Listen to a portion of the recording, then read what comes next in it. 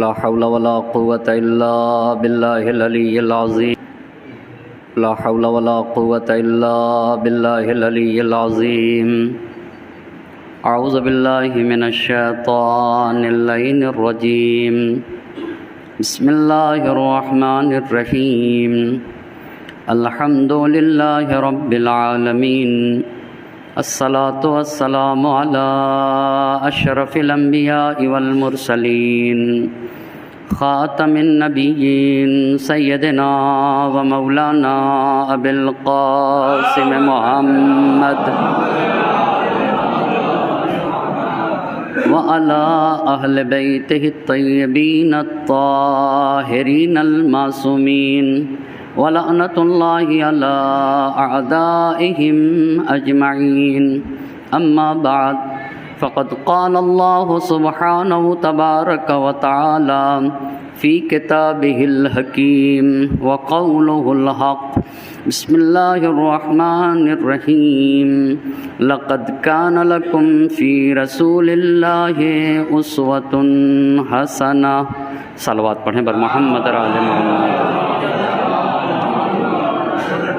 آپ ذرا سے گزارش ہے ایک مرتبہ سورہ حمد اور 3 مرتبہ سورہ قل واللہ احد کی تلاوت فرما کر اشفاق حسین ابن مشتاق حسین رئیسہ بیگم بنت زوار حسین مرحومین کی روح کو ایصال فرما دیں۔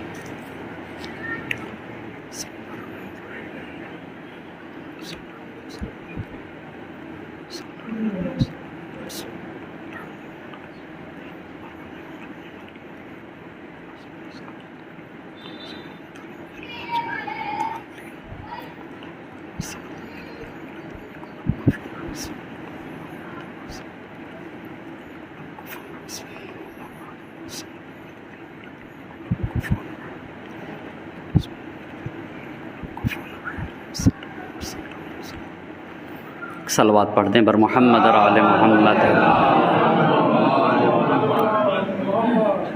گفتگو کا عنوان ہے ہمارے نبی اور تعمیر معاشرہ۔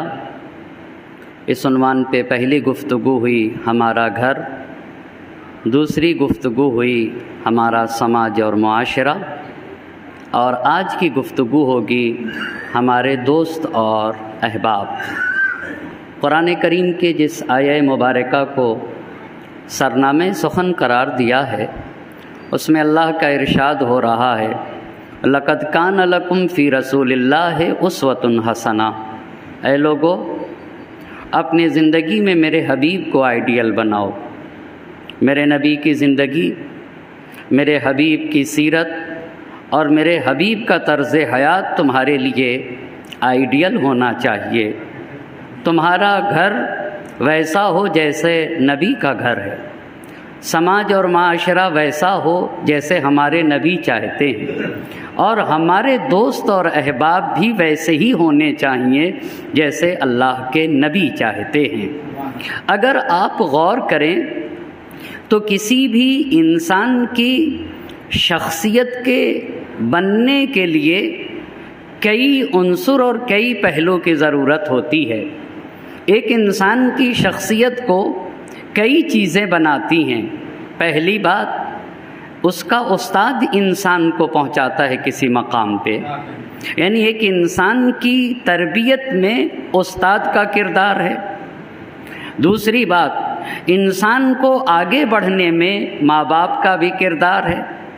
تیسری بات، انسان کو کمال تک پہنچنے میں مربی کا بھی کردار ہے جو کسی انسان کی تربیت کرتا ہے۔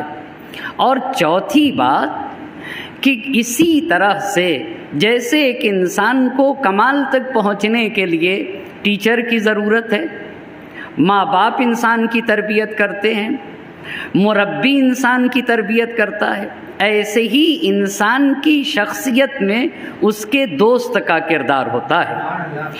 اب غور سے بات کو سماعت کرنے کی ضرورت ہے۔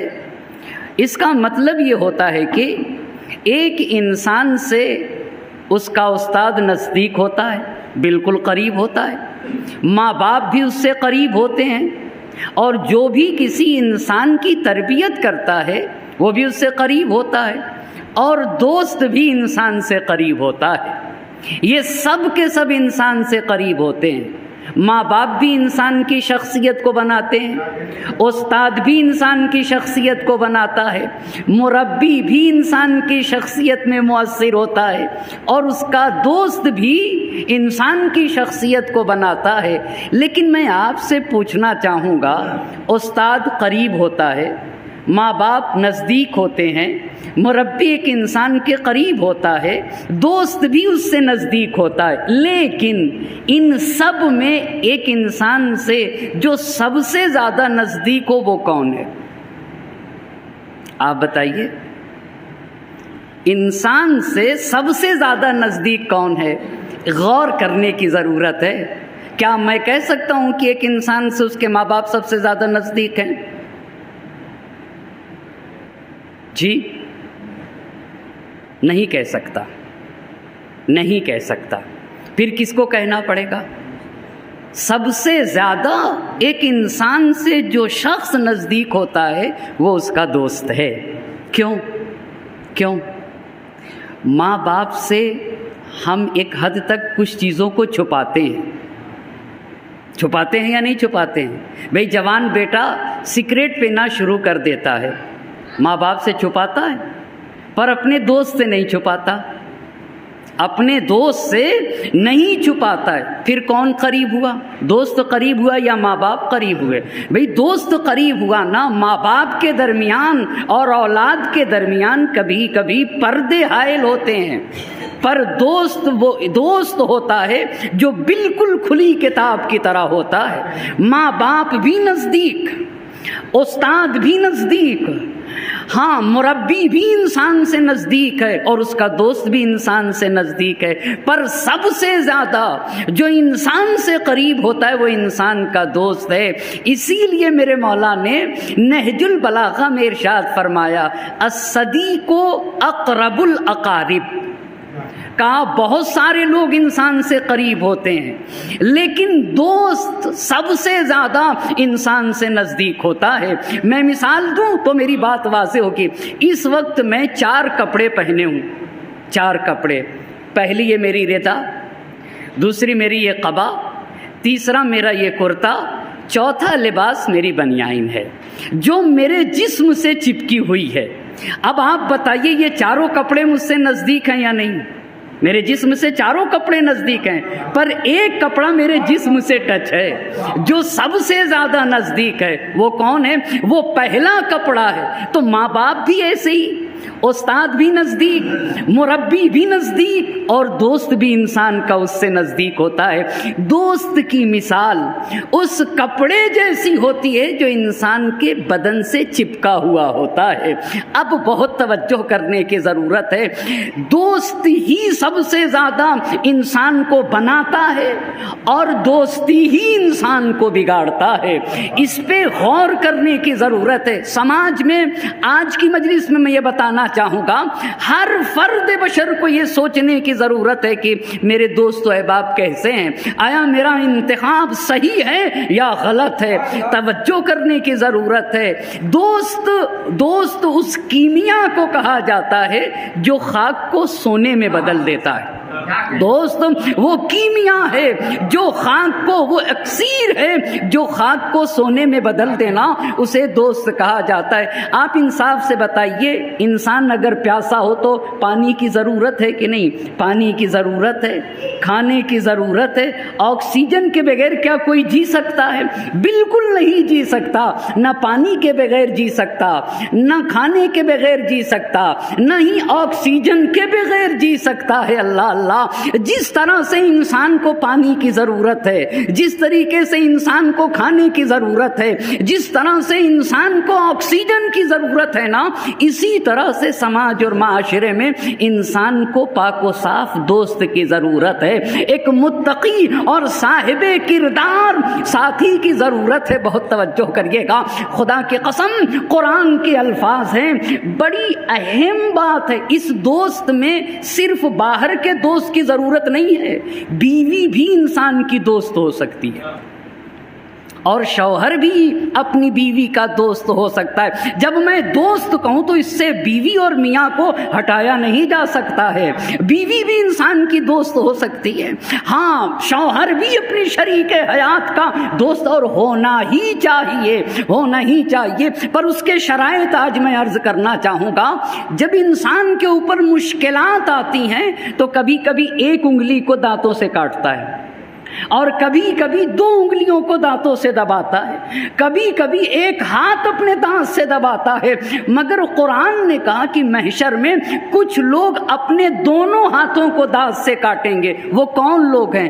وہ لوگ ہیں جنہوں نے زندگی میں دوست کو انتخاب کرنے میں دقت نہیں کیا ہے۔ یہ وہ لوگ ہیں جنہوں نے زندگی میں جسے بھی جو بھی مل گیا اس کو اپنا ساتھی بنا لیا، جسے جو بھی مل گیا اسے اپنا رفقائے کار بنا لیا، جو بھی مل گیا اس کے ساتھ زندگی گزارنے لگے۔ اب میں قرآن کی آیت پڑھنا چاہوں گا، یوم یعض الظالم علی یدیہ، ظالم یعنی اگر ہم نے دوست کو انتخاب کرنے میں لاپرواہی کی تو ہم نے اپنے اوپر ظلم کیا ہے، ہم نے اپنے اوپر کسی اور پہ تھوڑی ظلم کیا ہے، ہم نے اپنے اوپر ظلم کیا ہے۔ تو دونوں ہاتھوں کو دانتوں سے کاٹ کے کہے گا، یقول یا لیتنی اتخذت مع الرسول سبیلا، اے کاش اپنے نبی کے بتائے ہوئے راستے پہ چلا ہوتا، یا ویلتا لیتنی لم اتخذ فلانا خلیلا، اے کاش زندگی میں فلاں انسان کو اپنا دوست نہ بنائے ہوتا۔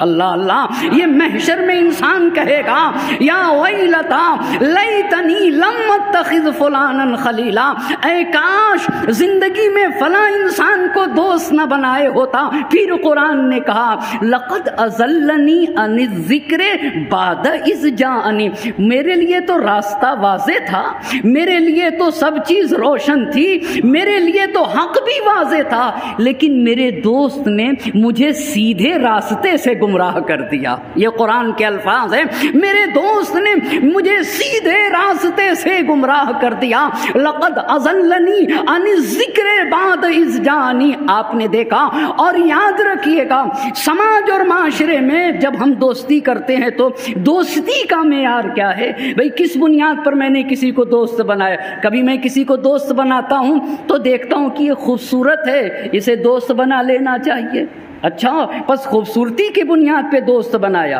کبھی کسی کو دیکھا کہ بڑے باپ کا بیٹا ہے، اسے دوست بنا لو، کام آئے گا ضرورت کے وقت۔ کبھی دیکھا کہ کسی ادھیکاری کا بیٹا ہے، اسے دوست بنا لو۔ یہ ساری دوستی کے معیار قرآن کی آیت پڑھوں گا۔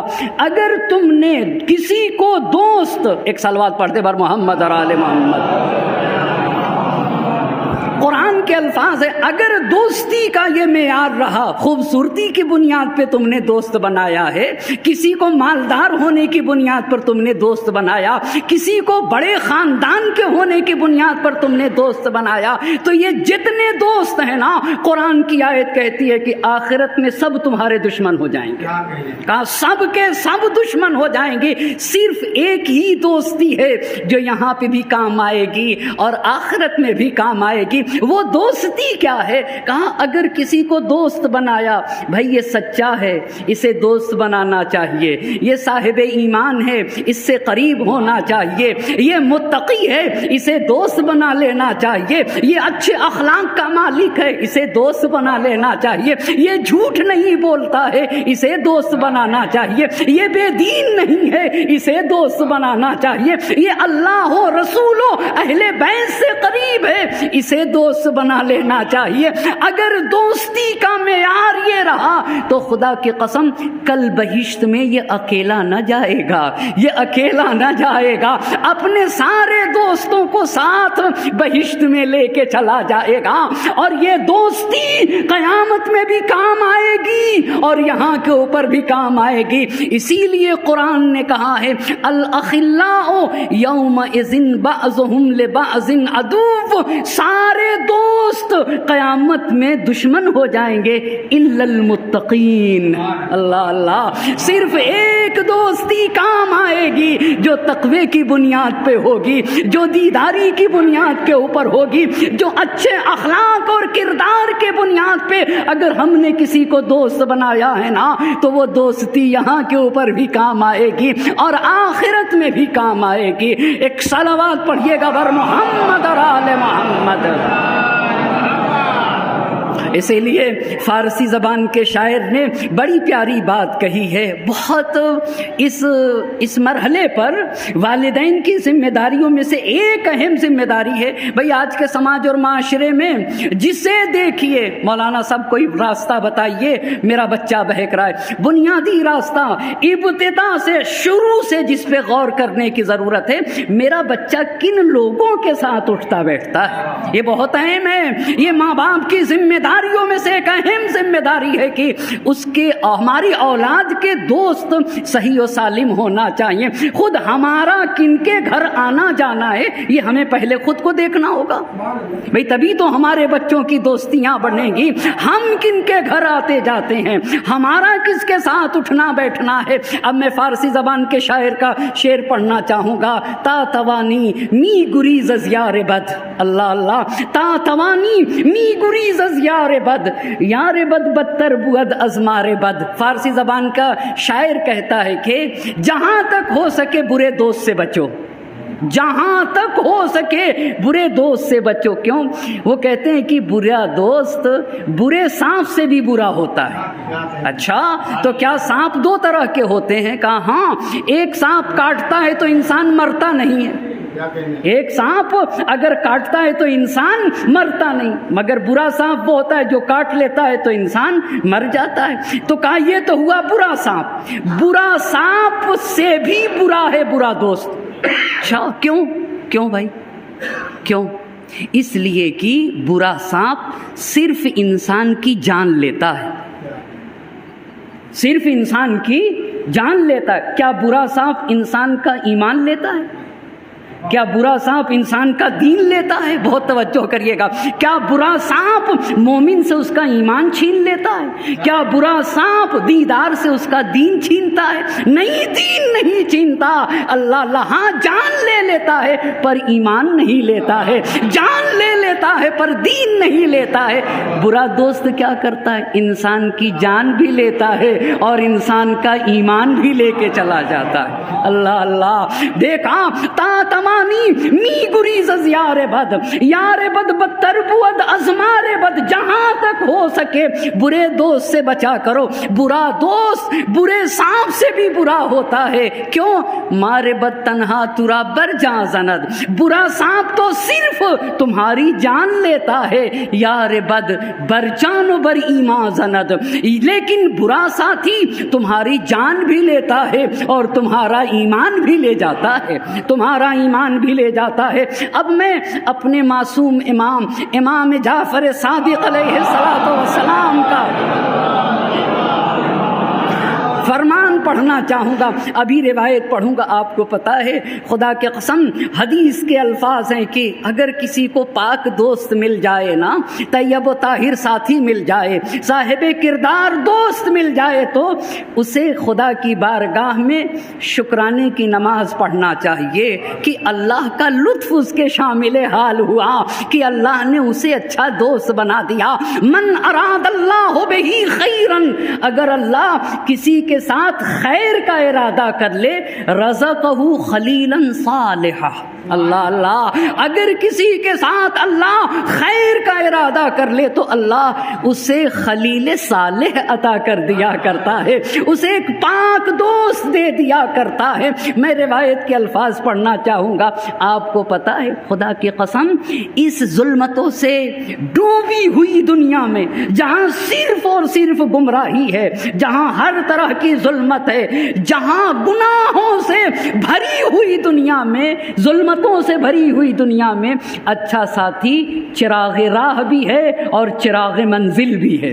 اللہ اللہ، چراغ راہ بھی ہے اور چراغ منزل منزل بھی ہے جو نہ راستہ بھٹکنے دے گا اور نہ منزل کو گم ہونے دے گا، وہی ہمارا اچھا ساتھی ہے۔ دیکھو راستہ یہ ہے، منزل یہ ہے، ہمیں اس راستے سے اس منزل تک پہنچنا ہوگا۔ اسی لیے میرے معصوم امام نے فرمایا وَاطْلُبْ مُؤَاخَاةَ الْأَتْقِيَاءِ وَلَوْ فِي ظُلُمَاتِ الْأَرْضِ وَإِنْ أَفْنَيْتَ أُمُورَكَ فِي طَلَبِهِمْ۔ اللہ اللہ، معصوم امام کا فرمان ہے۔ ہمارے چھٹے امام نے فرمایا اے لوگو پوری زندگی لگا دو۔ کس چیز میں آقا لگاتے ہیں؟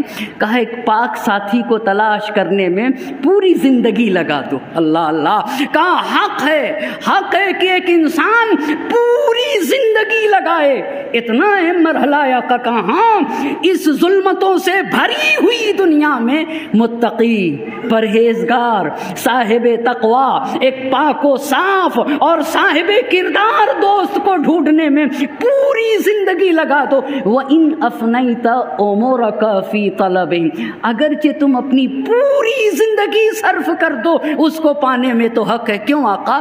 اس لیے کہ اگر تمہارا ساتھی تمہیں مل گیا نا، صاحب کردار دوست تمہیں مل گیا تو تمہاری دنیا بھی سنور جائے گی اور آخرت بھی سنور جائے گی۔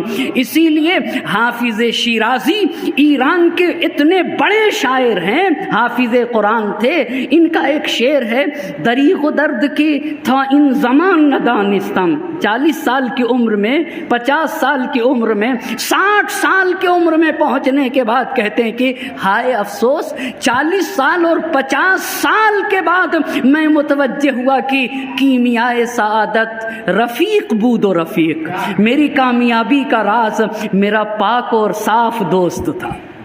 اللہ اللہ، میری کامیابی کا راز میرا پاک اور صاف دوست تھا۔ کوئی یہ نہ کہے کہ ہم بروں کے ساتھ رہتے ہیں، تھوڑی دیر تک رہتے ہیں، نہ، بہت اہم مرحلہ ہے۔ اب میرے مولا نے مثال کے ذریعے سے ایک بات کو واضح کیا ہے۔ اس سے پہلے آپ کو بتا دوں، ابھی روایت عرض کروں گا۔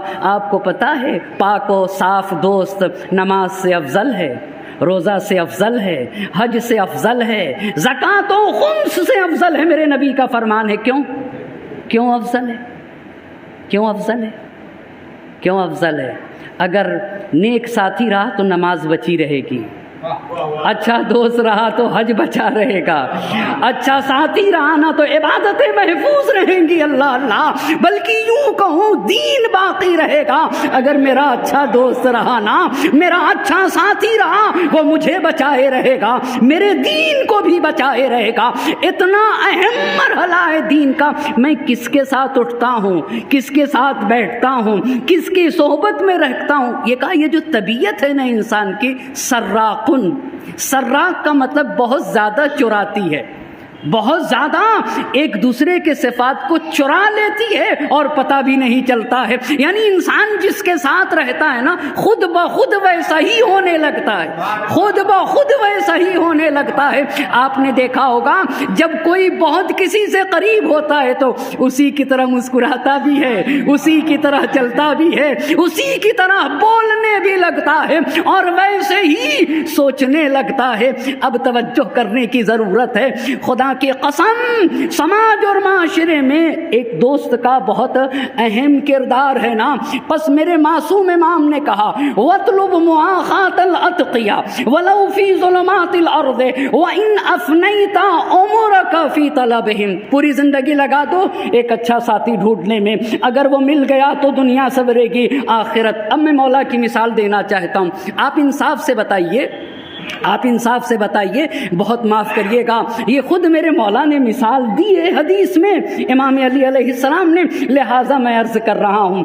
امام کا فرمان ہے اگر یہاں پہ گندگی رکھی ہو، ایک گندی چیز بدبودار، اور ایسے ہوا چلے اور ہوا گزر رہی ہے اس گندی چیز سے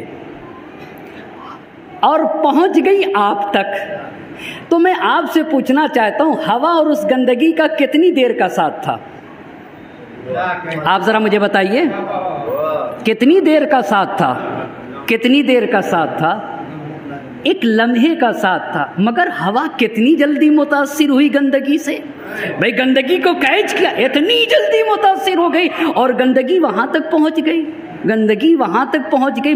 بھائی ساتھ تو تھوڑا سا تھا, ایک لمحے کا ساتھ تھا, مگر برائی کتنی جلدی اس کے اندر آ گئی. اللہ اللہ, کتنی جلدی برائی اس کے اندر آ گئی. پھر میرے مولا نے مثال دیا, اگر یہیں پہ عطر رکھ دو, یہیں پہ عطر رکھ دو اور پھر ہوا گزرے, ہوا ایک لمحے کا اور عطر کا ساتھ ہے, معطر ہو کے وہاں تک پہنچ گئی, ایک ہی لمحے کا ہے نا. خدا کی قسم تاریخ کربلا نے یہی تو بتایا ہے. زہیر اور حسین کا ساتھ بڑا مختصر تھا, بڑا مختصر تھا, مگر اب جب زہیر حسین کے خیمے سے نکلے تو زہیر نے کہا میں مرنے پہ مصمم ہوں اپنی شریک حیات سے. ہاں اگر وجود میں کیپیسٹی ہے نا تو ایسے ہی انقلاب آتا ہے. اللہ اللہ, ایک لمحے کا ساتھ زہیر جو عثمانی مسلک تھا حسینی مسلک میں بدل گیا, حسینی مسلک میں بدل گیا. ہاں حسین کہتے ہی اسے جو روحوں میں انقلاب ڈال دے. اسی لیے تو جوش نے کہا تھا کربلا ایک تزلزل ہے محیط دورہ, جو پورے کائنات میں جو انقلاب لا دے اسے کربلا کہا جاتا ہے. کربلا خرمن سرمائے پہ ہے برق تپا, جو مالداری کو اپنی ٹھوکروں سے روت دے اسے کربلا کہا جاتا ہے. کربلا طبل پہ ہے ضربت آواز ازاں, باطل کے خلاف اعلان حق کو کربلا کہا جاتا ہے. کربلا جرأت انکار ہے پیشے سلطان, ظالموں کے خلاف جو بولنا سکھائے اسے کربلا کہا جاتا ہے. ستمگروں کے خلاف جو اٹھنا سکھائے اسے کربلا کہا جاتا ہے. فکر حق سوز یہاں کاشت نہیں کر سکتی, جہاں یزیدیت پنپ نہ سکے اسے کربلا کہا جاتا ہے. جہاں فرعونیت سر اٹھا نہ سکے اسے کربلا کہا جاتا ہے. فکر حق سوز یہاں کاشت نہیں کر سکتی, کربلا تاج کو برداشت نہیں کر سکتی. فکر حق سوز یہاں کاش نہیں کر سکتی, کربلا تاج کو برداشت نہیں کر سکتی. کربلا اب بھی حکومت کو نگل سکتی ہے. اللہ اللہ, کربلا اب بھی حکومت کو نگل سکتی ہے. کربلا تخت کو تلووں سے مسل سکتی ہے, کربلا تخت کو تلووں سے مسل سکتی ہے. کربلا خار تو کیا آگ پہ چل سکتی ہے, کربلا خار تو کیا آگ پہ چل سکتی ہے. کربلا وقت کے دھارے کو بدل سکتی ہے, کربلا وقت کے دھارے کو بدل سکتی ہے. کربلا قلعہ فولاد ہے جراروں کا, کربلا اس قلعے کو کہا جاتا ہے جس میں صرف جرار رہتے ہیں نا. کربلا میں فرار کی گنجائش نہیں ہے, کربلا قلعہ فولاد ہے جراروں کا. کربلا نام ہے چلتی ہوئی تلواروں کا. ایک صلوات پڑھے بر محمد اور آل محمد.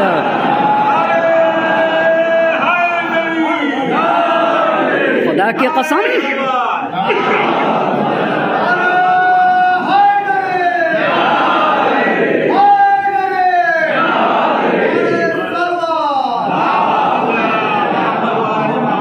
کتنی دیر کا ساتھ تھا, لمحوں کا ساتھ تھا. زہیر حسینی مسلک میں تبدیل ہو گئے. ہاں کیپیسٹی چاہیے. اور پھر حسین نے اللہ اللہ اپنے کیسے ساتھی بنائے تھے. ماں 72 حسین کربلا میں ہو گئے تھے.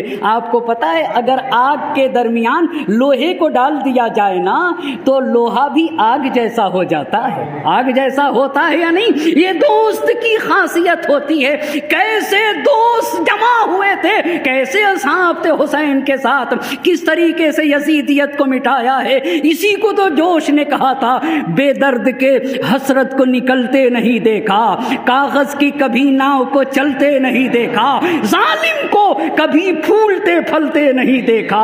ٹھوکر ہے یہ وہ جس سے سنبھلتے نہیں دیکھا. وہ تخت ہے کس قبر میں, وہ تاج کہاں ہے. اے خاک بتا زور یزید آج کہاں ہے, اے خاک بتا وہ تخت ہے کس قبر میں, وہ تاج کہاں ہے. اے خاک بتا زور یزید آج کہاں ہے. احساس نہیں جس میں وہ تاریخ ہے سینہ, دوزخ میں اترتا ہے صدا ظلم کا زینہ. پستی کی علامات ہیں انصاف سے کینہ. اللہ اللہ, پستی کی علامات ہیں انصاف سے کینہ. جو حق سے لڑا ڈوب گیا اس کا سفینہ، جو حق سے لڑا ڈوب گیا اس کا سفینہ، ہاں پیرو باطل کو ابھرتے نہیں دیکھا، جب زلف یہ بگڑی تو سنورتے نہیں دیکھا، جب زلف یہ بگڑی تو سنورتے نہیں دیکھا۔ اے قوم وہی پھر ہے تباہی کا زمانہ، اللہ اللہ، اے قوم وہی پھر ہے تباہی کا زمانہ، اسلام ہے پھر تیر حوادث کا نشانہ، کیوں چپ ہے کیوں چپ ہے اسی شان سے پھر چھیڑ ترانہ، اللہ اللہ، کیوں چپ ہے اسی شان سے پھر چھیڑ ترانہ، تاریخ میں رہ جائے گا مردوں کا فسانہ، تاریخ میں رہ جائے گا مردوں کا فسانہ، مٹتے ہوئے اسلام کا پھر نام جلی ہو، لازم ہے کہ ہر فرد حسین ابن علی۔ صلوات پڑھیں بر محمد اور آل محمد، اللہ اللہ۔ مٹتے ہوئے اسلام کا جب صاحب کردار ساتھی جمع ہوتے ہیں نا تو ایسا بدلاؤ آتا ہے سماج اور معاشرے میں، پھر ایسا انقلاب آتا ہے۔ مٹتے ہوئے یہ ساتھی ہی تو تھے، میرے امام نے اگر فخر کیا ہے تو اپنے ساتھیوں پہ فخر کیا ہے، اور وہ بھی شب عاشور فخر کیا ہے۔ مٹتے ہوئے اسلام کا پھر نام جلی ہو، ہر فرد پہ لازم ہے حسین ابن علی ہو، اللہ اللہ۔ بس دیکھا عزیزان محترم، ہاں دوست، نماز سے افضل اللہ کے نبی نے پوچھا اپنے اصحاب سے ایور الایمان اوثق، بتاؤ نماز انسان کو نجات دے گی، حج انسان کو نجات دے گا، خمس انسان کو نجات دے گا، زکوٰۃ انسان کو نجات دے گی، لیکن نجات کا سب سے مضبوط راستہ کیا ہے؟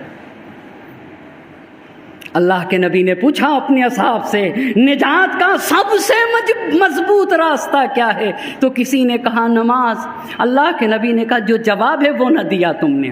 کسی نے کہا روزہ، کہا صحیح جواب نہ دیا، روزہ نماز یہ سب نجات دیں گے، مگر سب سے مضبوط راستہ بتاؤ، سب سے مستحکم راستہ بتاؤ۔ پھر جب اصحاب نے کہا اللہ کے نبی آپ ہی بتائیے، تو اللہ کے نبی نے کہا الحب فی اللہ والبغض فی اللہ، کسی کو دوست بنایا جائے خدا کی خاطر، اللہ اللہ، اور اگر کسی سے دشمنی ہونا تو ذاتی عداوت کی بنیاد پہ نہیں ہونا چاہیے، یہ بے دین ہے اس لیے ہماری اس سے دشمنی ہے، یہ رسول کا مخالف ہے اس لیے ہماری اس کی دشمنی ہے، چونکہ یہ قرآن کا دشمن ہے لہٰذا میرا دشمن ہوگا، چونکہ یہ اللہ سے محبت کرتا ہے میں بھی اس سے محبت کروں گا، رسول اللہ سے محبت کرتا ہے میں بھی اس سے محبت کروں گا، اہل بیت نبی سے محبت کرتا ہے میں بھی اس سے محبت کروں گا۔ کہا یہی نجات کا سب سے مضبوط راستہ ہے۔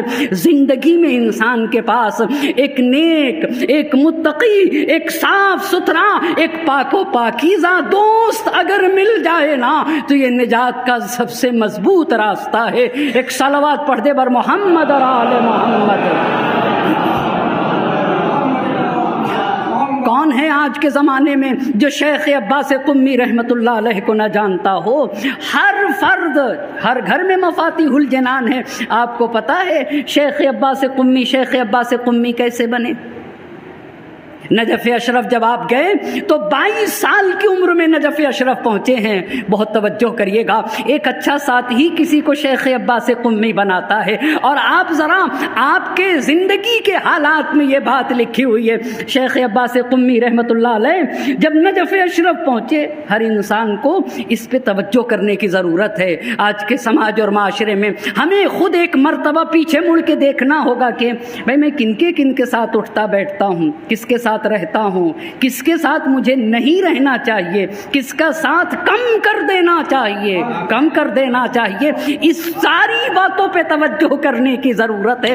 اہم موضوعات ہیں، اس لیے ان باتوں کو میں نے ان 3 دن کی مجلسوں میں ذکر کرنا چاہا ہے کہ ہماری ذمہ داری بنتی ہے کہ سماج اور معاشرے کے ایک فرد ہونے کے عنوان سے اہم اور ضروری باتوں کو ٹچ کیا جائے، وگرنہ آج کے سماج اور معاشرے میں ہم بڑی چھوٹی چیزوں میں الجھ کے رہ گئے۔ آپ کو پتہ ہے میرے استاد فرماتے ہیں کہ انسان کو جہاز سے درس لینا چاہیے، یہ جو جہاز کا جب ہم سفر کرتے ہیں تو وہ کہتے ہیں کہ یہ جب اڑتا ہے ہوائی جہاز، اڑتا ہے تو یہ نہیں دیکھتا یہ کس کا گھر ہے، یہ کس کا گھر ہے، یہ کس کا گھر ہے، یہ کس کا گھر ہے، سارے گھروں سے اوپر ہو کے اڑ جاتا ہے۔ آپ غور کر رہے ہیں نا، بڑی پیاری بات کہی، کہا چھوٹی چھوٹی چیزوں میں اگر وہ دیکھے یہ تو اڑ ہی نہ سکے گا، اڑ ہی نہ سکے گا۔ آگے بڑھنے کے لیے چھوٹی چھوٹی چیزوں کو نگلیکٹ کرنا چاہیے، درگزر کرنا چاہیے، پھر انسان زندگی میں آگے بڑھتا ہے۔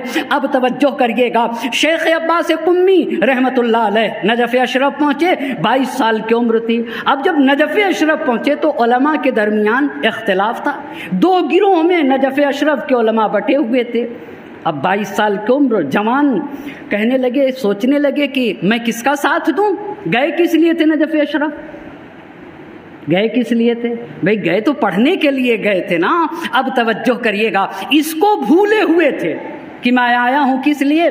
آیا ہوں پڑھنے کے لیے۔ اللہ اللہ، اب 2 علماء کا 2 گروہ، اب یہ سوچنے لگے کہ میں کس کا ساتھ دوں، کس کا ساتھ دوں؟ آیا ان لوگوں کا ساتھ دوں یا ان لوگ کا ساتھ دوں؟ تو اس وقت گھروں میں حمام نہیں ہوتے تھے، باہر ابھی بھی ایران اور نجف اشرف میں آپ جائیے، باہر حمام ہے، عمومی حمام ہے، وہاں انسان اپنے گھر سے نکل کے نہانے جاتا ہے۔ تو ایک دن حمام میں گئے نجف اشرف نہانے، تو ہر حمام میں ایک دلاک ہوتا ہے، دلاک جو انسان کے بدن کی مالش کرتا ہے، جو اس سے میل و کچیل کو چھڑاتا ہے۔ دیکھا کہ اس حمام کا جو دلاک ہے، جو میل کو چھڑانے والا انسان ہے، یہ متقی انسان دکھ رہا ہے، ایک پاک و پاکیزہ انسان دکھ رہا ہے، سفید داڑھیاں، مرتب داڑھی اور متقی انسان دکھا۔ تو شیخ عباس قمی کہتے ہیں کہ اس سے پوچھتا ہوں، یہ انسان متقی دکھ رہا ہے، اس سے پوچھتا ہوں کہ میں کن لوگوں کا ساتھ دوں۔ علماء میں اختلاف ہے، انہوں نے پوچھا کہ یہ بتاؤ میں کس کا ساتھ دوں۔ اب وہ جو دلاک تھا وہ ناراض ہو گیا، ناراض ہو کے ایک جملہ کہا، بہت توجہ کریے گا۔ شیخ عباس قمی رحمت اللہ علیہ سے کہتا ہے کہ میری شرعی ذمہ داری اس وقت یہ ہے کہ میں صحیح دلاکی کروں، میری اس وقت کی ذمہ داری یہ ہے، شرعی ذمہ داری یہ ہے کہ میرا جو کام ہے وہ صحیح طریقے سے انجام دوں۔ وہ علماء کا مسئلہ ہے، علماء اسے حل کریں گے۔ یہ بتائیے شیخ عباس قمی کو جواب ملا یا نہیں ملا؟ جی ملا یا نہیں ملا؟ کیا ملا؟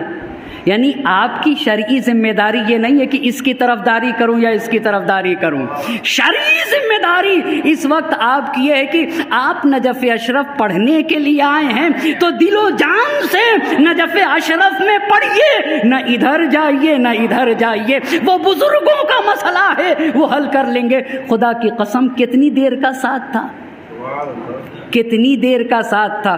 کچھ دیر کا ساتھ تھا، مگر اسی ایک جملے نے، یہ آپ کی زندگی میں لکھا ہوا، اسی ایک جملے نے شیخ عباس قمی کو شیخ عباس قمی بنا دیا۔ اور آپ کو پتہ ہے کس مقام تک شیخ عباس قمی پہنچے ہیں؟ خدا کی قسم آپ ان کے زندگی نامے میں جا کے دیکھیے گا، جس نے زندگی بھر صرف کاغذ اور قلم لیے، قال رسول اللہ، قال علی ابن ابی طالب، قال حسن ابن علی، قال الحسین، یعنی صرف رسول کی حدیث، اہل بیت اطہار علیہ الصلوۃ والسلام کی حدیث۔ ایک دن مرزا نائینی کے پیر میں درد ہونے لگا، آگے شیخ عباس قمی رحمت اللہ علیہ کے پاس آنے کے بعد کہتے ہیں کہ شیخ عباس قمی آپ کچھ دعا پڑھ کے میرے پیر پہ پھونک دیجئے تاکہ میرے پیر کا درد ختم ہو جائے۔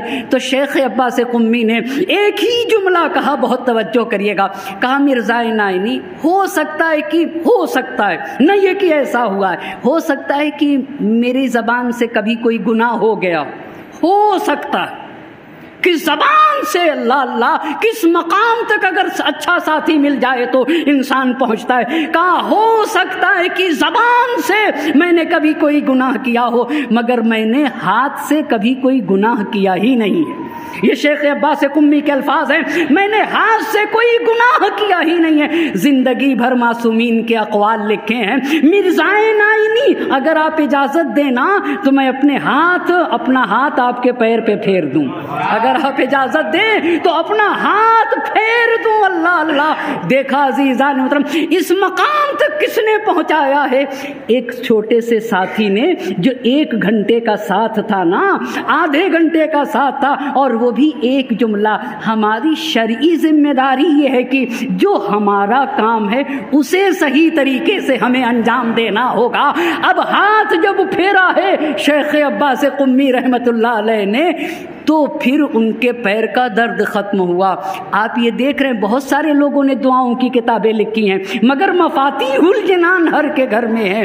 علماء نے بیان کیا ہے کہ مرزائے قمی کی یعنی شیخ عباس قمی رحمت اللہ علیہ کی نیت تھی کہ ایک نیت یہ تھی کہ یہ میں صرف اور صرف شہزادی دو عالم کے لیے یہ کتاب لکھ رہا ہوں.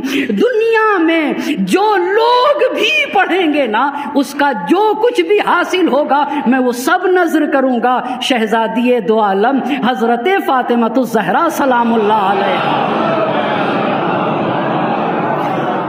ایک اور صلوات پڑھ دیجئے بر محمد اور آل محمد. یہ ہوا اچھے دوست کا مقام. اسی لیے میرے امام نے کہا ہے کہ چند طرح کے لوگوں سے کبھی دوستی نہ کرنا. پہلی بات یہ بڑی اہم ہے، اسے غور کرنے کی ضرورت ہے. میرے امام نے کہا ایاک و مصاحبۃ الکذاب. پہلی بات جھوٹے کو کبھی دوست نہ بنانا، جھوٹے انسان کو کبھی دوست نہ بنانا. آپ کو پتہ ہے سماج اور معاشرے میں جھوٹ کیسے بولا جاتا ہے؟ ایسے لوگ جھوٹ بولتے ہیں ایسے جیسے کوئی اچھی چاکلیٹ کھا رہے ہوں. آج سماج اور معاشرے میں ایسے جھوٹ بولا جاتا ہے جیسے کوئی بہت مزیدار چاکلیٹ کھایا جا رہا ہو. کسی نے دروازہ کھٹکھٹایا، بیٹے سے باپ کہتا ہے کہ جاؤ دیکھو اگر فلاں صاحب ہوں گے تو کہہ دینا بابا نہیں ہیں، یہ کہہ دینا بابا نہیں ہیں. بیٹا کے کیا کہتا ہے؟ اب دیکھا وہی صاحب تھے. بیٹا نے کہا کہ پاپا کہہ رہے ہیں کہ پاپا نہیں ہیں. تو بچے نے سچ بولا یا جھوٹ بولا؟ جی یہ سچ بول کے کیا کہنا چاہ رہا تھا؟ سچ بول کے کیا کہنا چاہ رہا تھا؟ بچہ یہ کہنا چاہ رہا تھا کہ دیکھیے میری روح تو ابھی تک پاک و صاف ہے،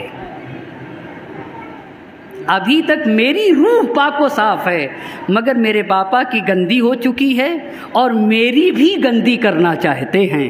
بہت توجہ کرنے کی ضرورت ہے بھائی. وہ سچ بول کے اپنی پاکیزگی کا اعلان کر رہا تھا کہ کبھی بھی جھوٹے انسان کو دوست نہ بنانا. کیوں آقا؟ کیوں جھوٹے کو دوست نہ بنایا جائے؟ آپ کو پتہ ہے جب یہ ہم ڈرائیونگ کرتے ہیں، کار چلاتے ہیں، تو دور سے ہمیں ایسا نظر آتا ہے سڑک پہ کہ پانی ہے، لیکن جب قریب جاتے تو پانی نہیں ہوتا. اس کا مطلب کیا ہوتا ہے کہ یہ کچھ ہوتا ہے اور دکھتا کچھ ہے. کہا جھوٹا انسان حقیقت کو بدل دیتا ہے، جھوٹا انسان حقیقت کو بدل دیتا ہے. کبھی بھی تم اگر جھوٹے کے ساتھ رہو گے نا تو کبھی بھی حق تک نہیں پہنچ سکتے ہو، کبھی بھی سچائی تک نہیں پہنچ سکتے ہو. آپ کو پتہ ہے جھوٹا انسان کبھی بھی اس کے یہاں شجاعت ہو ہی نہیں آ سکتی ہے. کبھی بھی ایک جھوٹے انسان کے یہاں کبھی بھی شجاعت نہیں ہوگی. زندگی بھر ڈرا رہے گا، لمحے لمحے ڈر رہے گا کہ کب میرا جھوٹ کھل جائے. آپ کو پتا ہے کربلا کا بنیادی امتیاز کیا ہے؟ خدا کی قسم جب لوگ کسی کو اپنے ساتھ لیتے ہیں نا تو جھوٹے جھوٹے وعدے کرتے ہیں، مگر میرے امام نے جب لوگوں کو اپنے ساتھ لینا چاہا ہے نا تو سید شہداء نے یہی کہا تھا من کانا باذلا فینا محجتہ فلیرحل معنا. جو ہمارے ساتھ مرنے کے لیے تیار ہے وہ ہمارے ساتھ آ جائے، کوئی غلط فہمی میں مبتلا نہ رہے. 30,000 کی فوج تھی، 30,000 کی فوج. اما کیا اکیلا انسان 30,000 سے لڑ سکتا ہے؟ جی ہاں، جی ہاں، صرف ایک صورت میں لڑ سکتا ہے. کب؟ جب سچا ہو، جب سچا ہو. اللہ اللہ، اگر ایک انسان سچا ہے نا بھائی کیا چیز تھی یہ؟ کوئی دوست تھے 30,000 کے لوگ، سب خون کے پیاسے تھے. امام نے کہا یہ بتاؤ کیا میں نے حلال محمدی کو حرام کیا؟ سب خاموش. کوئی بول دیتا، کوئی بول دیتا کیا حلال محمدی کو حرام کیا ہے؟ سب خاموش. اما کوئی بول دیتا. پھر میرے امام نے کیا میں نے کسی کو خراش لگائی؟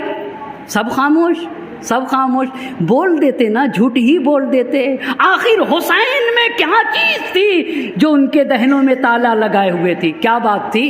کیا بات تھی کہ اکیلا حسین 30,000 کو پیچھے بھگا دیا؟ اکیلے حسین نے۔ ہاں، اگر انسان ایماندار ہو، اگر انسان سچا ہو، اگر انسان موحد ہو، اگر انسان نفس مطمئنہ کا مالک ہو، خدا کی قسم مجروح ہوگا، زخمی ہوگا، خستہ ہوگا، مگر سیسا پلائی ہوئی دیوار بنا رہے گا اور 30,000 کی فوج کو پیچھے مجبور کر دے گا جانے پہ، 30,000 کی فوج کو پیچھے جانے پہ مجبور کر دے گا۔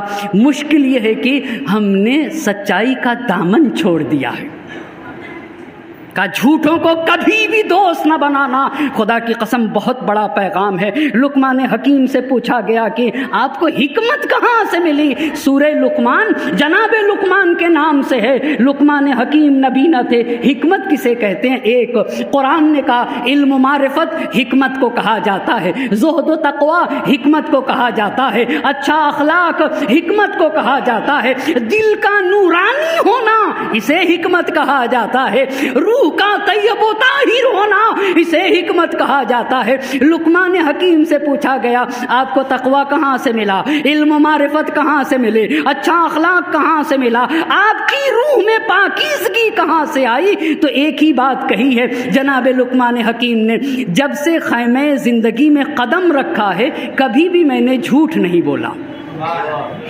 بہت گہرا رابطہ ہے، اسی لیے معصوم کا فرمان ہے من زکا لسانو من صدق لسانو زکا عملو، جس کی زبان سچی ہو جائے گی نا وہ کردار کا پاک و پاکیزہ ہو جائے گا۔ اب ایک روایت پڑھوں آپ کی خدمت میں۔ ہم جھوٹ گناہ کبیرہ ہے، گناہان کبیرہ میں جس کی بنیاد پر انسان کو جہنم کی سزا دی جا سکتی ہے اسی کو گناہان کبیرہ کہا جاتا ہے۔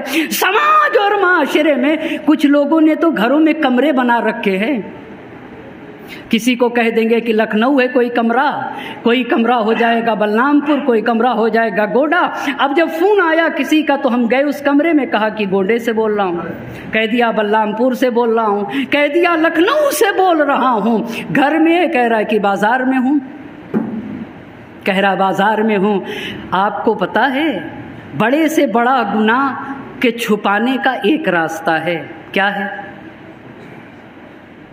کسی بھی گناہ کو آپ آسانی سے چھپا سکتے ہیں، وہ کیا چیز ہے؟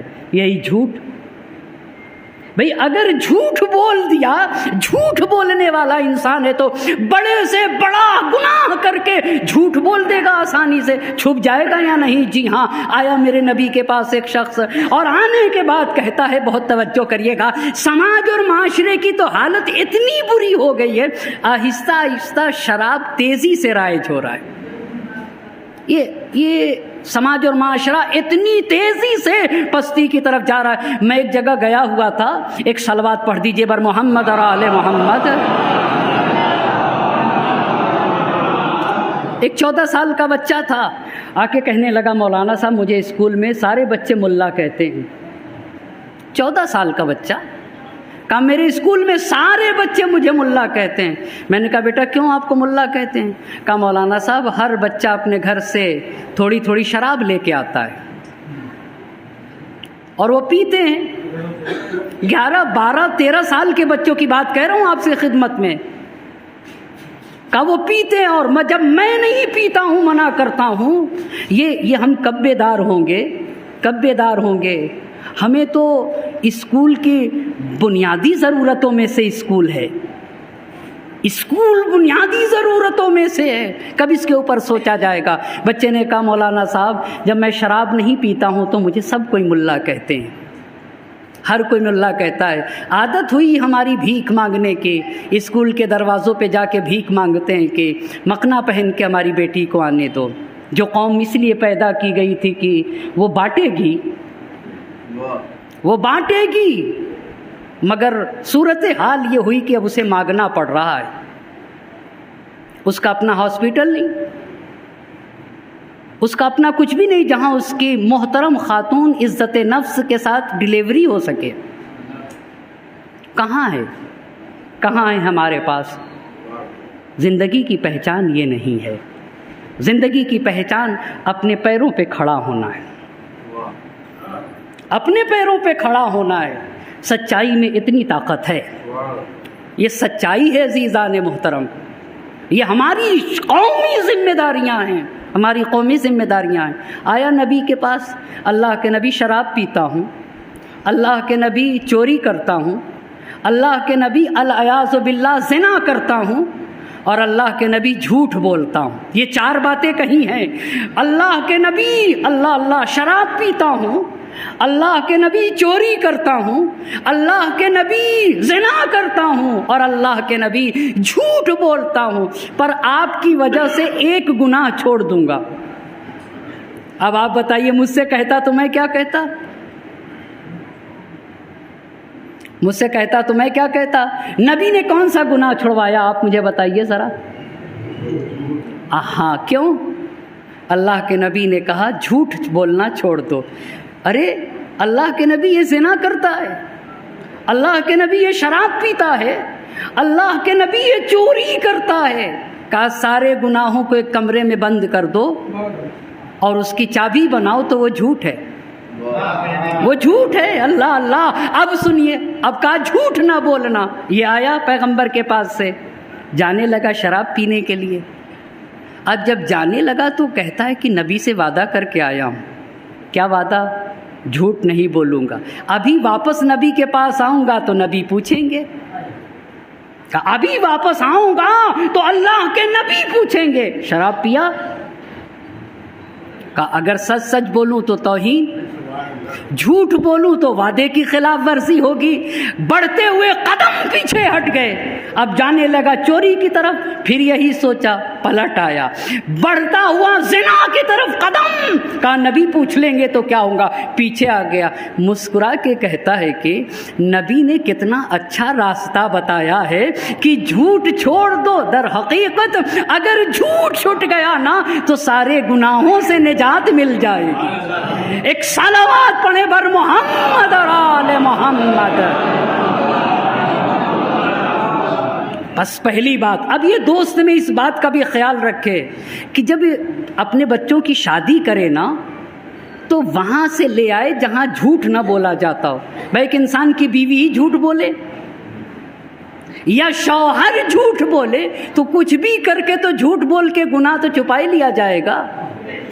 بھئی جھوٹ بول کے بڑا سے بڑا گناہ چھپا لیا جائے گا.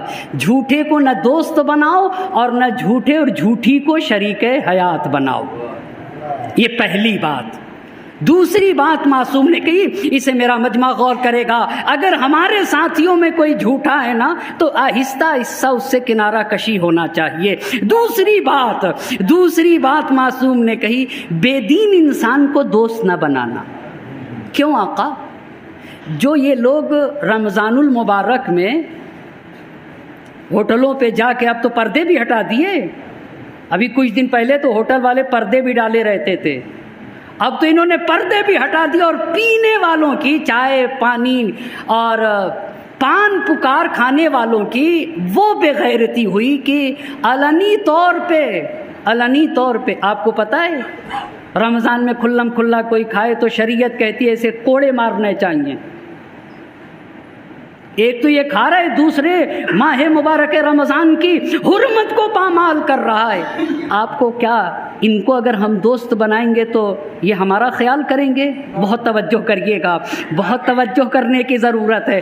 کہا جو بے دین لوگ ہیں نا کبھی بھی ان کو دوست نہ بنانا. کیوں آقا؟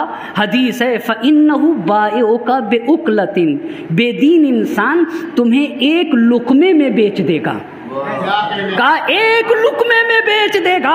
اتنی ہی بات نہیں کہ یہ امام نے، خدا کی قسم یہ معصوم امام کا فرمان ہے، یہ مجھ جیسے لوگوں کا تھوڑی فرمان ہے.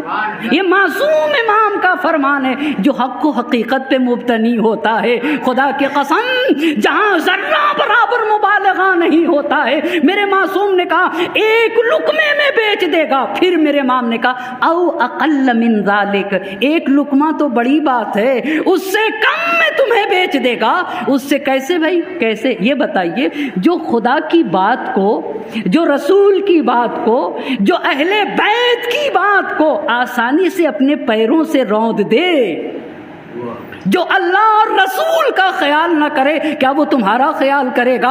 बस पहली बात मेरे इमाम ने कही, देखो झूठों को कभी दोस्त न बनाना। दूसरी बात कही कि बेदीन इंसान को, फासिक को, जो अलनी खुल्लम खुल्ला गुनाह करते हैं ना, कभी भी इन्हें दोस्त न बनाना।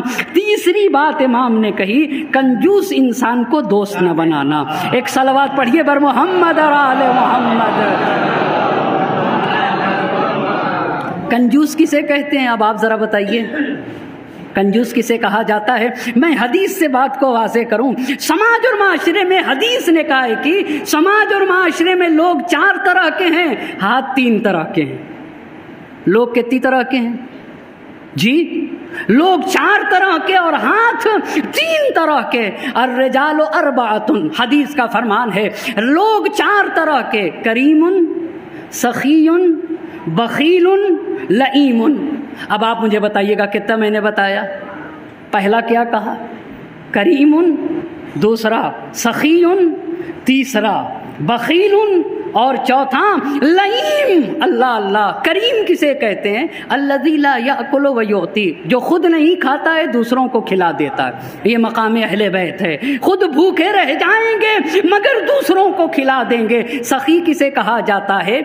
जो खुद भी खाता है और दूसरों को खिलाता है, इसे कहते हैं सखी। कंजूस किसे कहते हैं? अल्लज़ी याकुलु व ला युती,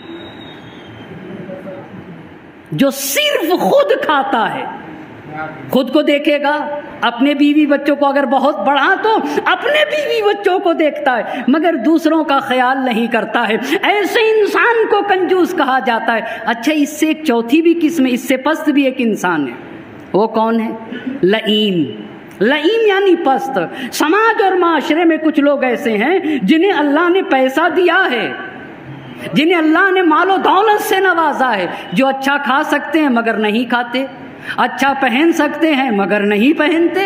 अल्लाह अल्लाह, अमा तुम्हें अल्लाह ने दिया है ताकि तुम अच्छा खाओ। आपको पता है मोमिन का घर अच्छा होना या चाहिए या नहीं होना चाहिए? मोमिन के घर में 4 चीज़ें अच्छी होनी चाहिए। क्या क्या?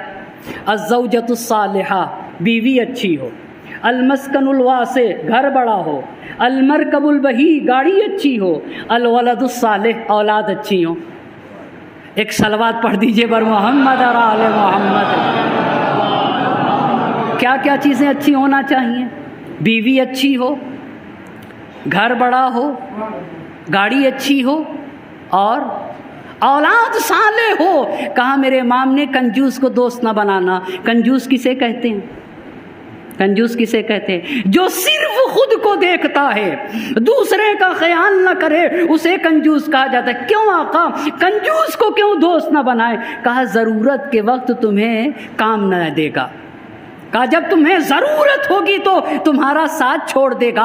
लिहाजा आपको पता है सखी इंसान की बड़ी फजीलत है। रिवायत में अस्सखियो करीबुम मिनल्लाह है, करीबुम मिनन्नास है, करीबुम मिनल जन्नह। जो खुद भी खाते हैं और दूसरों को भी खिलाते हैं, ये अल्लाह से भी करीब होते हैं, ये लोगों से भी करीब होते हैं और ये जन्नत से भी करीब होते हैं। अल्लाह अल्लाह। लेकिन कंजूस अलबखीलो बईदुन अनिल्लाह है, बईदुन अनिन्नास है, बईदुन अनिल जन्नह। कंजूस इंसान अल्लाह से भी दूर है, कंजूस इंसान अल्लाह अल्लाह लोगों से भी दूर है और कंजूस इंसान जन्नत से भी दूर है। लिहाजा ये एक बुरी सिफत है। कुरान के अल्फाज हैं कि ये जो लोग कंजूसी करते हैं ना, यही कंजूसी उनके गले का तौक बनेगी कल महशर में और अल्लाह तौक बना के उनकी गर्दनों में डाल देगा। अल्लाह ने दिया है तो खुद भी खाओ और दूसरों को भी खिलाया करो। एक सलावत पढ़ दीजिए बर मोहम्मद और आले मोहम्मद। कितनी बातें हो गई, कितनी बातें हो गई? 3 बातें हुई ना। अब आप बताइए पहला इंसान कौन है जिसे दोस्त नहीं बनाना चाहिए? कौन है? एक सलावत पढ़ दीजिए बर मोहम्मद और आले मोहम्मद। झूठे इंसान को दोस्त न बनाओ, جھوٹے انسان کو پہلی بات، دوسری بات کسے دوست نہ بناؤ، بے دین انسان کو دوست نہ بناؤ، تیسری بات کسے دوست نہ بناؤ، کنجوس انسان کو دوست نہ بناؤ۔ دین میں یہ جو شادی کی فضیلت ہے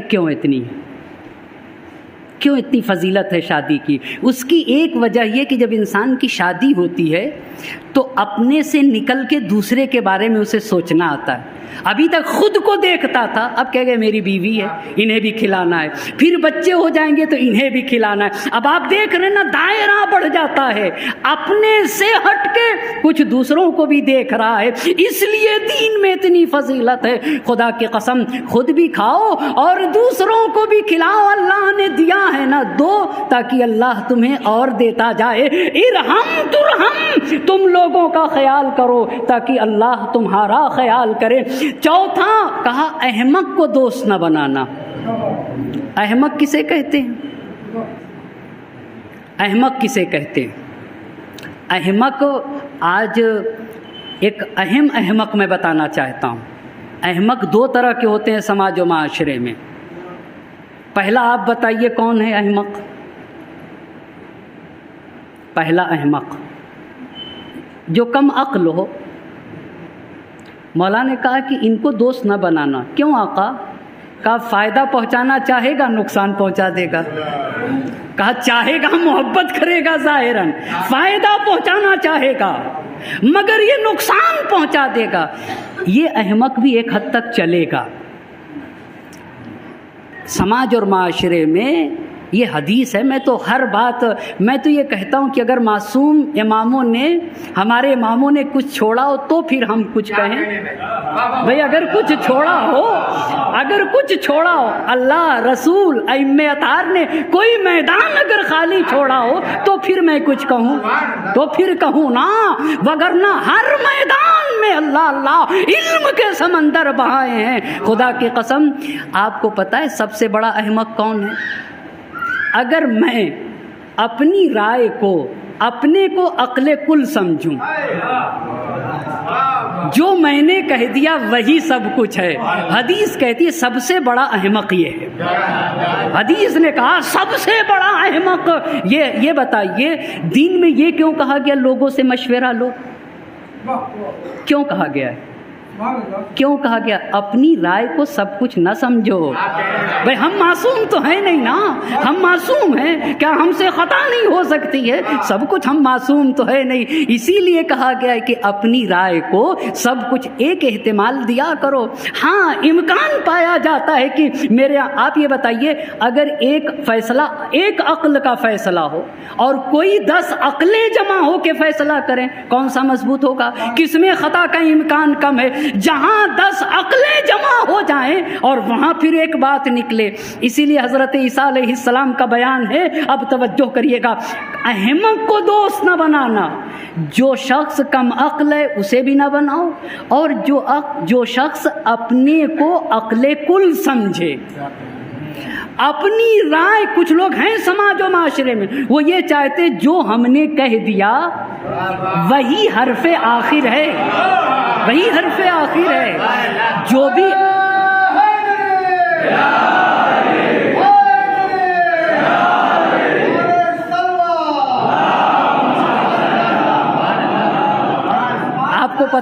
آپ کو پتہ ہے یہ کیسی بیماری ہے؟ یہ ایسی بیماری ہے جس کا علاج نہیں ہے۔ یہ ایسی ہے تو نبی کا فرمان ہے، یہ ایسی بیماری ہے جس کا علاج ہی نہیں ہے۔ یہ بڑا احمق ہے، یہ انسان سب سے بڑا احمق ہے۔ بھائی صاحب خطا کا امکان ہے، دوسروں کی نظر کو توجہ دو۔ قرآن نے نبی کے لیے کہا ہے شاورہم فی الامر، اے میرے نبی تمام کاموں میں مشورہ کیا کریے۔ تو کیا نبی کو مشورے کی ضرورت ہے؟ آپ بتائیے کیا نبی کو مشورے کی ضرورت ہے؟ نبی کو مشورے کی ضرورت نہیں ہے، اما جو عقل کل ہو اسے مشورے کی ضرورت ہوگی۔ نبی امت کی ہدایت کے لیے آتا ہے، پھر قرآن نے کیوں کہا تمام امر میں مشورہ کیے؟ یہ ہم اور آپ کے لیے درس ہے کہ اپنی امت کو کہیے کہ زندگی کا دستور العمل بنائیں، ہر کام میں مشورہ کیا کریں، ہر کام میں کیا کیا کریں؟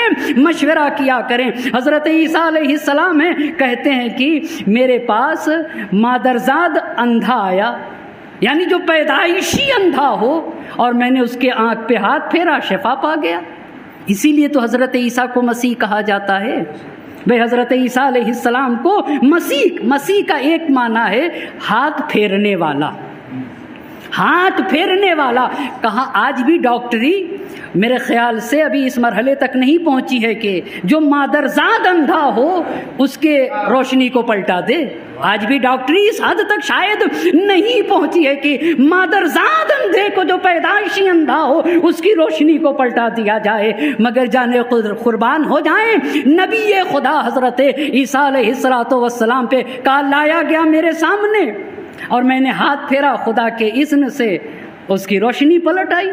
پھر کہتے ہیں کہ وہ جو جس کے سفید داغ ہو، برس کی بیماری میں جو مبتلا ہو، اسے لایا گیا، میں نے جو ہے ہاتھ پھیرا، اس کو بھی شفا ہو گئی۔ پھر حضرت عیسیٰ علیہ السلام کہتے ہیں مردہ میرے پاس لایا گیا، مردہ لایا گیا، اس کو بھی میں نے ہاتھ پھیرا تو اللہ کے اذن سے مردہ زندہ ہو گیا۔ خدا کے قسم توجہ کریے گا، اماں مادرزاد نابینا کو کہتے میں نے شفا دے دی اللہ کے اذن سے، برس میں مبتلا انسان کو شفا دے دیا اللہ کے اذن سے، مردے کو جلا دیا اللہ کے اذن سے۔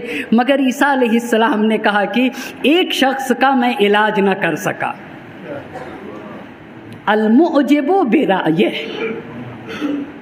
وہ کون سا ہے؟ جو سب سے بڑا احمق ہے، جو انسان اپنی رائے کو سب سے بہتر رائے سمجھتا ہے، جو اپنے آپ کو عقل کل سمجھتا ہے۔ خدا کی قسم نقصان دہ لوگ ہیں سماج اور معاشرے میں ایسے لوگ جو خطا کار ہوتے ہوئے اپنی رائے کو، اصلاً کچھ لوگ سماج و معاشرے میں ایسے ہیں کہ دوسرے کی بات کو ذرہ برابر توجہ بھی نہیں دیتے۔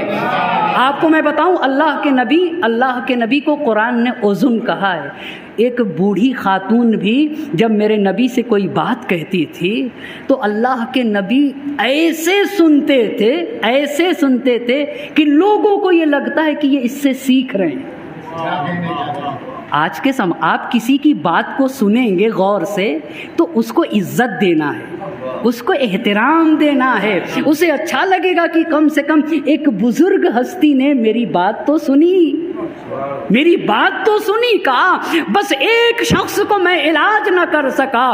خدا کی قسم یہ سماج ہے، یہ معاشرہ ہے، یہ ہمارے رفقائے کار سے ہونا چاہیے۔ بس پہلی بات، جھوٹے کو دوست نہ بناؤ، دوسری بات کسے دوست نہ بناؤ، بے دین کو دوست نہ بناؤ، تیسری بات کنجوس کو دوست نہ بناؤ، چوتھی بات احمق کو دوست نہ بناؤ۔ احمق بھی دو طرح کے، کتنی طرح کے؟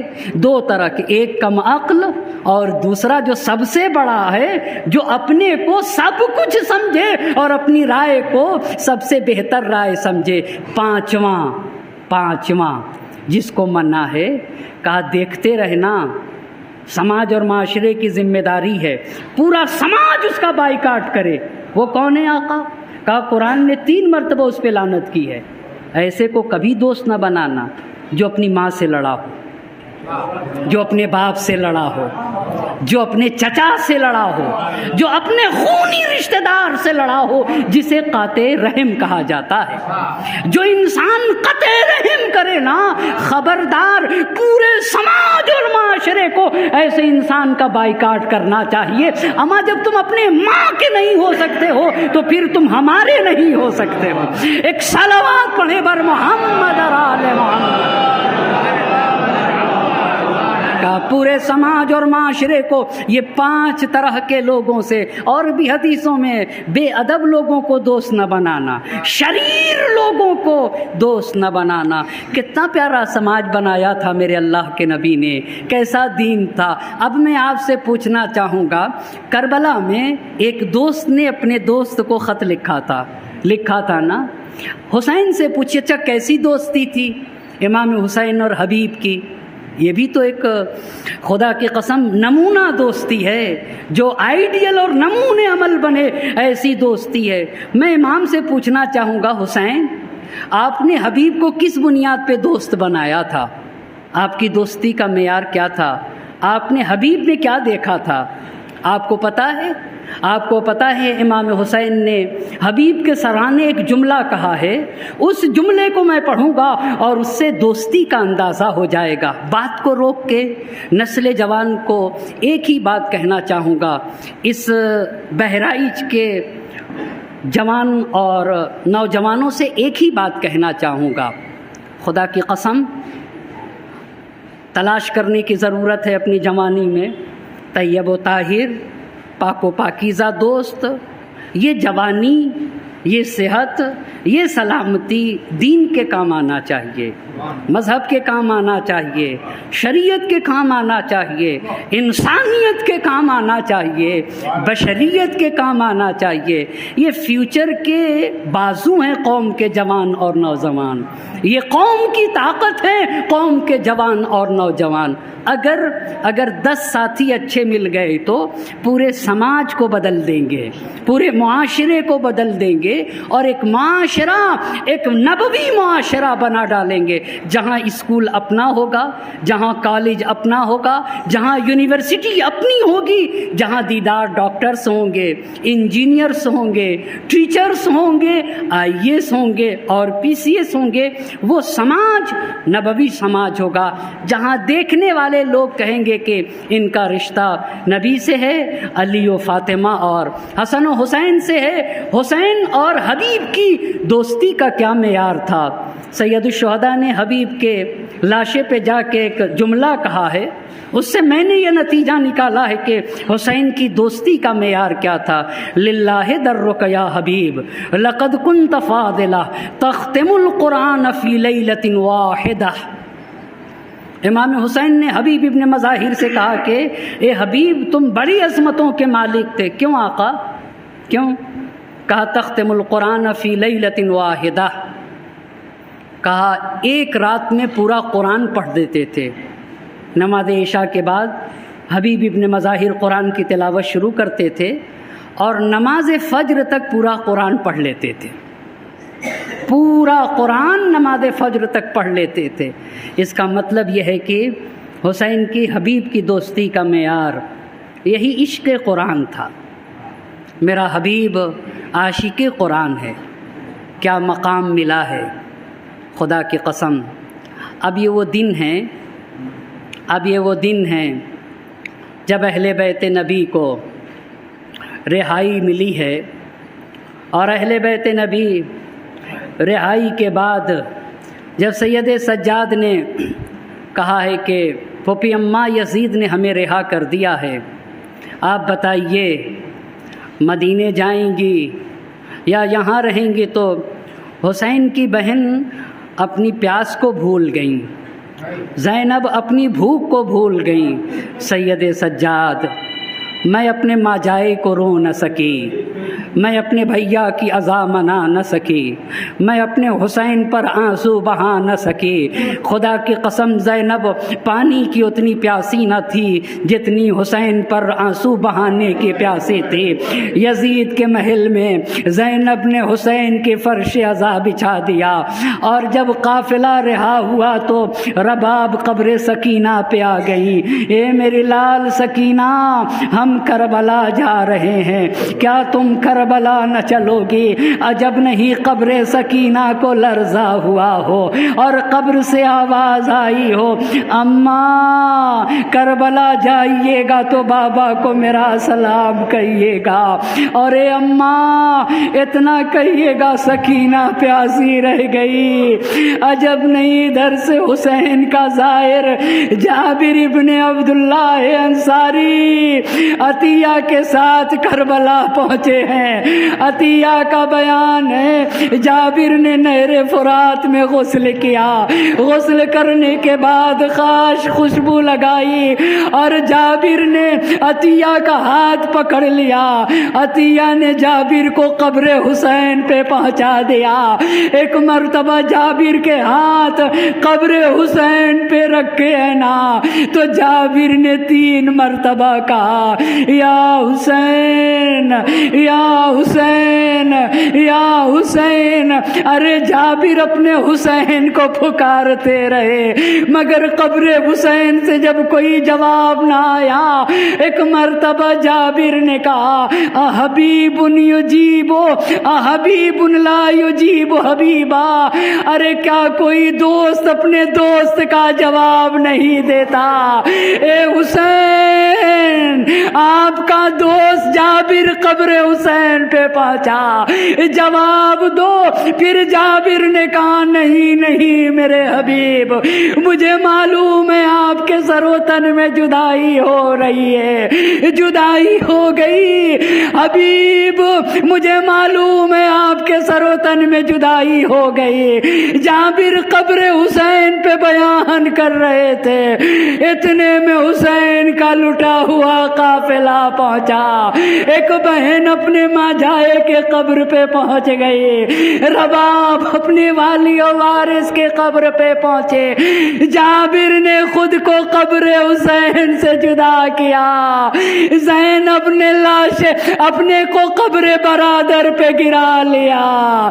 زینب کو ماں جائے کی مصیبت یاد آنے لگی، یہی وہ جگہ ہے جہاں میرے بھیا کے گلے پہ کند خنجر چلایا گیا تھا، یہی وہ جگہ ہے جہاں میرے ماں جائے کے سینے پہ شمر سوار تھا، ارے یہی وہ جگہ ہے جہاں میں کہہ رہی تھی او پسر سعد میرا ماں جائے عذاب ہو رہا ہے اور تو کھڑا دیکھ رہا ہے۔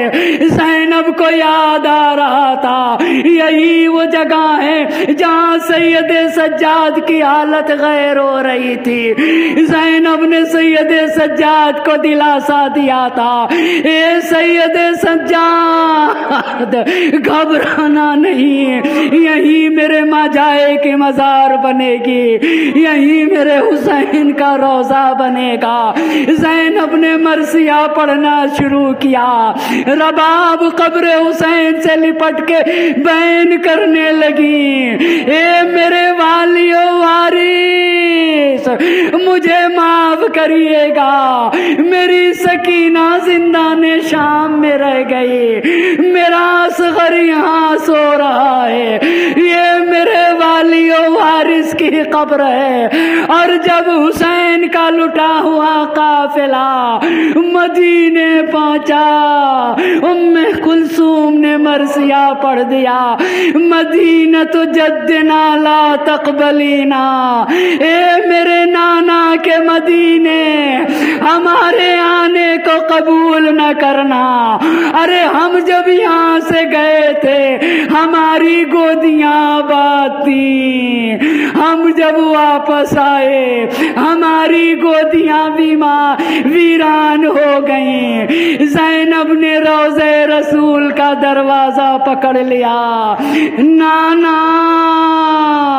میں اپنے ماں جائے کو بچا نہ سکی، نانا میں کھڑی دیکھ رہی تھی، میرے ماں جائے کے گلے پہ کند خنجر پھر رہا تھا، نانا میرا بھیا میری نگاہوں کے سامنے قتل کر دیا گیا، نانا فضا میں کوہرام تھا، واہ حسینہ واہ مظلومہ وسيعلم الذين ظلموا أي منقلب ينقلبون إنا لله وإنا إليه راجعون إلهي بحق الزهراء وأبيها وبعلها وبنيها وسر المستودع فيها 10 مرتبہ بسمك يا الله يا الله يا الله يا الله يا الله يا الله يا الله يا الله يا الله يا الله۔ معبود تجھے واسطہ ہے محمد اور آل محمد کا، ہماری اس مختصر سی عبادت کو اپنی بارگاہ میں قبول فرما، ہماری ناسوؤں کو رمال زہرا میں جگہ عنایت فرما۔ پاک پروردگارا، حاضرین مجلس کی تمام حاجات شرعیہ کو پورا فرما دے۔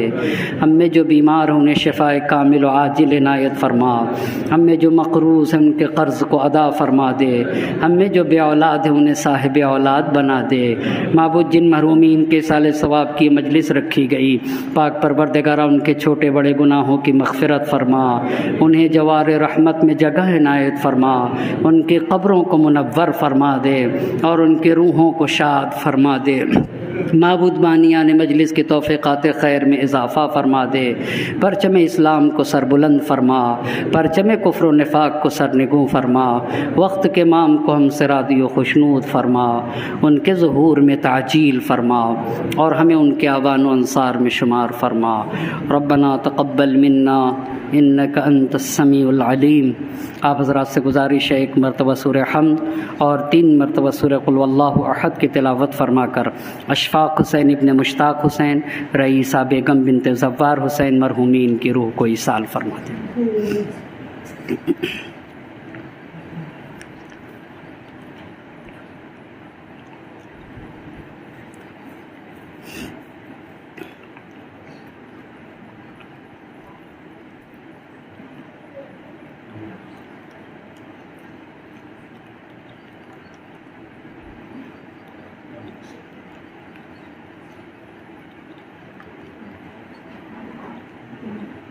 ماتم حسین۔